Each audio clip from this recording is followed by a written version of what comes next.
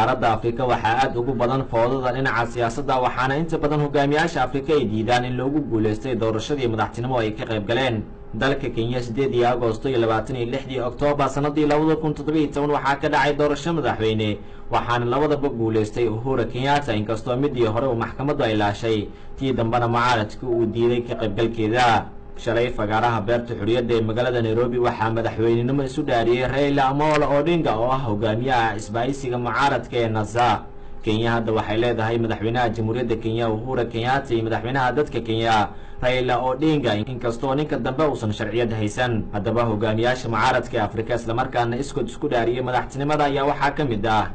Nigeria 1990kii waxaa isdhaariyay Mashood Aboilia kadib markii uu ka badiyay Sani Abacha qiyaano qaran ayaana lagu oogay waana la xiray 4 sano Uganda Dr. Kizza Besigye ayaa isu dhaariyay madaxweynaha Uganda kadib markii doorashadii ugu dambeysay ee ugu adkaaday Yoweri Kaguta Museveni waxaana lagu oogay qiyaano qaran isagoo ilaa hadda xabsi guri ah DR Congo Intenia Tshisekedi ayaa isu dhaariyay madaxweynaha Jamhuuriyadda DR Congo kadib markii doorashadii ugu dambeysay ee ugu adkaaday Joseph Kabila isagana markii dambe xabsi guri ayaa lagu riday Raila Amolo Odinga ayaa isu dhaariyay madaxweynaha Kenya kadib markii doorashadii ugu dambeysay ugu adkaaday Uhuru Kenyatta isagoo markii dambena xabsi guri lagu riday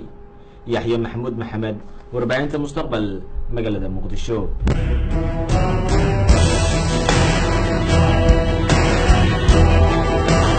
Mustaqbal Radio warbaahin